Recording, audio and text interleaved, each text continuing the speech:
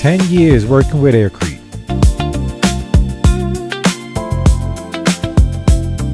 What's up everybody, this is Aircrete Harry, and in today's video I'm going to be going over some future experiments I'll be doing with different cements. I'll be talking about an upcoming Lavacrete workshop in New Mexico. So as you can see here from my YouTube page, I have a lot of videos from the past 10 years of me doing experiments with foam, making different foaming solutions, trying to make different Aircrete samples stronger, everything aimed at making stronger and more efficient Aircrete. Now remember, this was in the beginning days 10 years ago of Aircrete. We're not talking about cellular cement, which has been around decades. We're talking about DIY Aircrete. And so on that, I've done a lot of experimenting. And the conclusion I came to was, for me, Aircrete was not strong enough to build with. Yes, I know you can build domes and you can cover them in reinforcing fabric mesh and stucco them and you make it strong, but it's not the type of strength that I'm looking for. And so that's why all the domes and structures I was interested in building with were shotcrete, concrete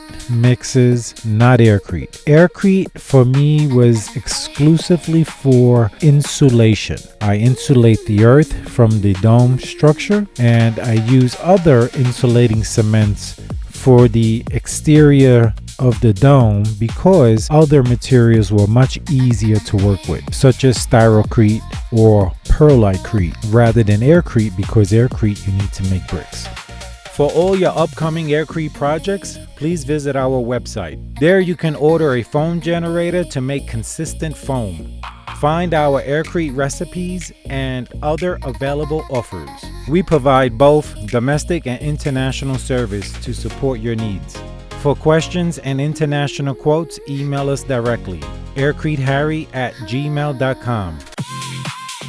I want to discuss additional useful materials that may interest you as well. Here on this YouTube channel, Uncover Vault, they've mentioned a lot of different ways of making basically bricks or ancient cement, just making organic cement mixes, which is what were used in ancient times.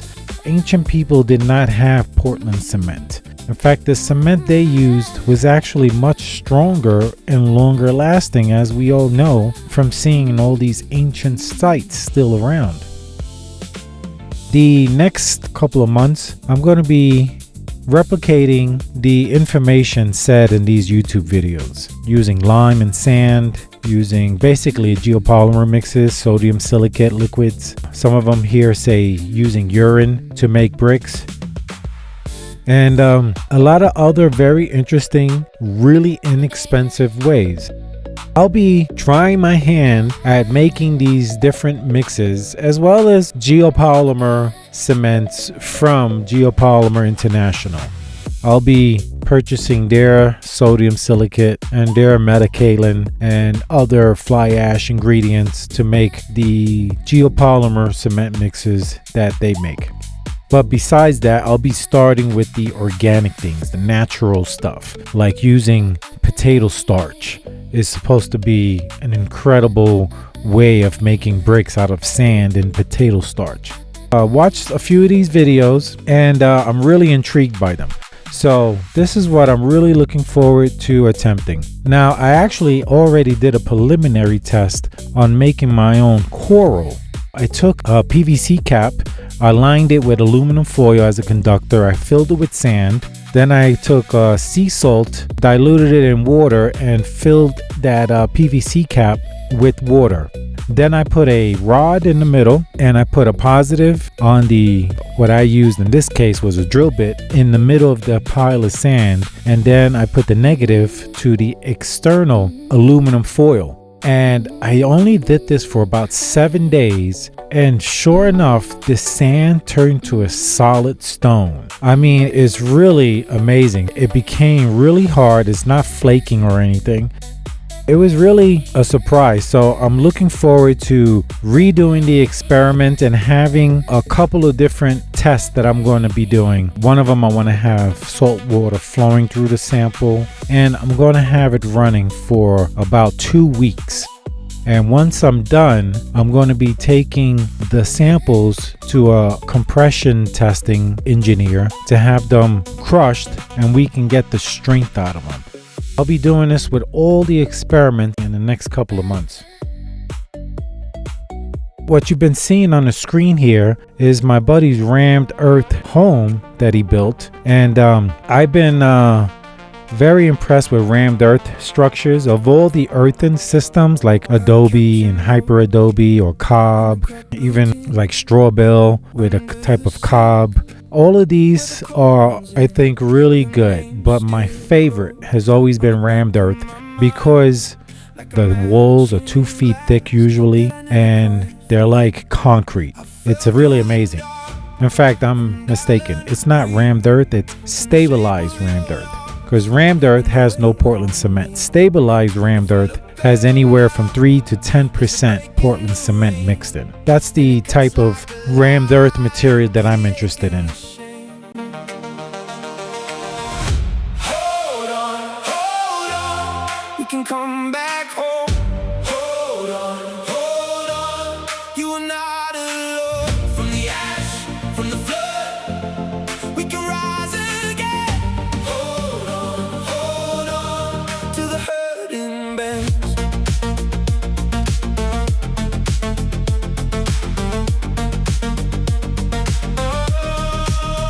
The hallway hummed with the old floorboards, and your coat still hung like a. And so what you're seeing here are different rammed earth structures that have been made. And in case you're not familiar with these, I just wanted you to see some of these images and how beautiful they are. I mean, to me, I love the beauty of these. I love the striations and the different colors of the soil that's used and the way it's layered, and they're absolutely beautiful.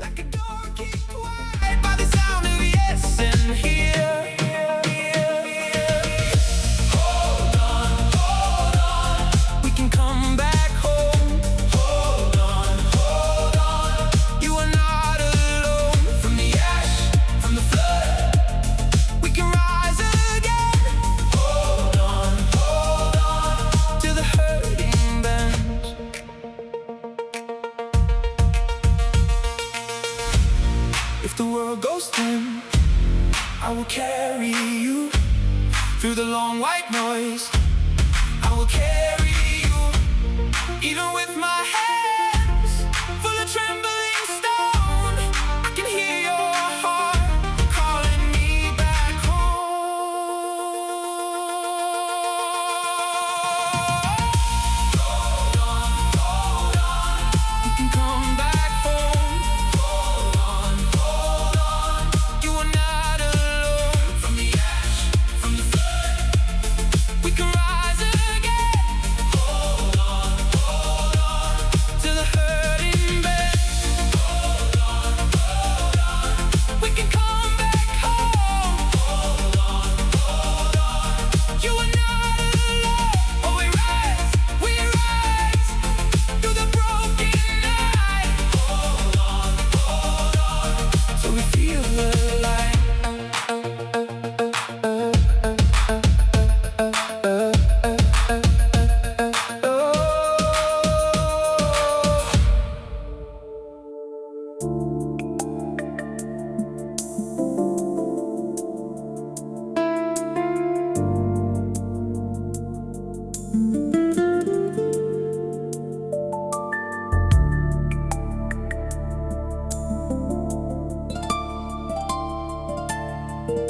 And if you're interested in building your own structure, whether it's a dome, multiple domes, a hyperbolic paraboloid, a square or rectangular structure, reach out to us via email, aircreteharry@gmail.com, for professional floor plans. Note that our process includes an initial Zoom call where I personally assist you with your building vision. During this session, I will provide advice based on my research and hands-on experience to help bring your design to life. Available package options are listed on our website. Please visit aircreteharry.com for your specific needs.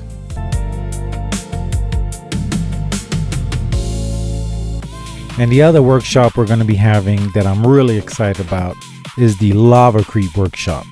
This I learned about through Tiny Shiny Homes last month, and the moment I learned about it, I said, wow, this is a game changer, this material. Immediately, I researched Paul Schwam, who's the founder, and reached out to him, spoke to him about it, and Guru Das and his partner at Awareness Ranch had a nice call with them talking about the Lavacrete and just what a exciting material it's going to be to work with. We're looking forward to doing this, and so I'm going to give you guys a few minutes from Tiny Shiny's Homes channel to see and learn about Lavacrete if you're not familiar with it.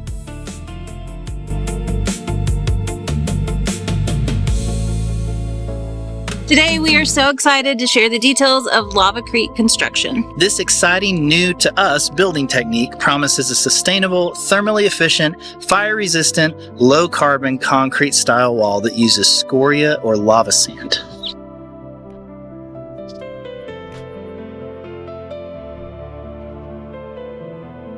Simply put, it goes up fast, is less labor intensive than earth bags, needs no finishing work, and because the lava sand is a byproduct of landscaping lava rock, the material is cost effective. While pioneers like Paul Schwam and others have been pushing this technology forward for the last 30 years, there's very little information online about it. However, it differs from traditional concrete in workability, application, and performance. It took me a long time to find out why I like this stuff so much. It seemed to have all these innate qualities automatic to the material. I should say that by comparison, regular concrete is perfect for slabs, bank vaults, and bridges. But it's overkill for architecture. At the heart of lava is taking some of that strength of regular concrete and trading half of that strength for new qualities in architecture.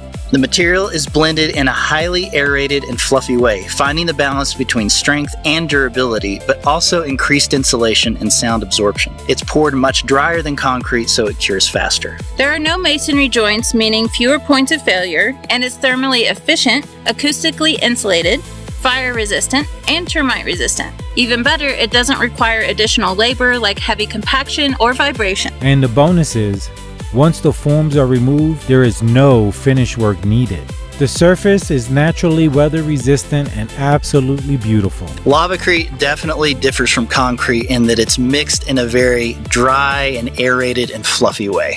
In fact, it gets mixed in reverse. That means the lava sand and a small amount of water are mixed first so it becomes saturated, and then the binder is added last so it can coat the aggregate. Start with 5 parts lava sand to 1 part binder and 1 part water. If you see the liquid coming to the surface when tamping, reduce the water in the mix. Auger style or vertical shaft mixers can help make the mixing and transporting of the material easier to work with since it doesn't flow like concrete. It's just like a wet sand mix.